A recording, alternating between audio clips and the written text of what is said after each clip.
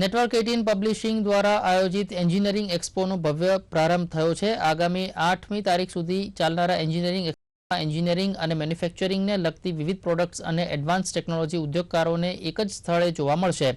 લઘુ ઉદ્યોગ તેમજ નાના અને મધ્યમ કદના ઉદ્યોગો માટે અતિ ઉપયોગી એવા એક્સપોમાં 15,000થી વધુ મુલાકાતીઓ ભાગ લેશે। 200થી વધુ કંપનીઓ દ્વારા પોતાના ઉત્પાદનો એક્સપોમાં મૂકવામાં આવ્યા છે। મેન્યુફેક્ચરિંગ કંપનીઓને વિશાળ માર્કેટ મળી રહે અને નાના ઉદ્યોગકારોને આધુનિક ટેકનોલોજી વિશે જાણકારી મળી રહેશે। ગુજરાતના ઉદ્યોગો માટે આ પ્રકારના એક્સપો ઉપયોગી સાબિત થવાનો મત નિષ્ણાતોએ વ્યક્ત કર્યો હતો।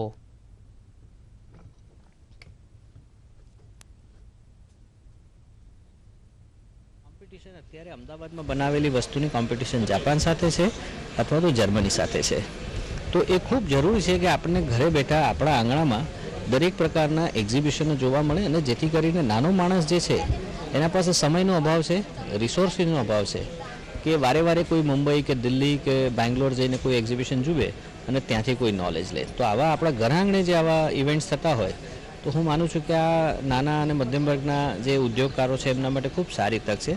તે લોકોએ ચોક્કસ અહીંયા આવી અને એમના જે જરૂરિયાતની વસ્તુઓ છે તેનું જ્ઞાન અને વિગતો મેળવવી જોઈએ।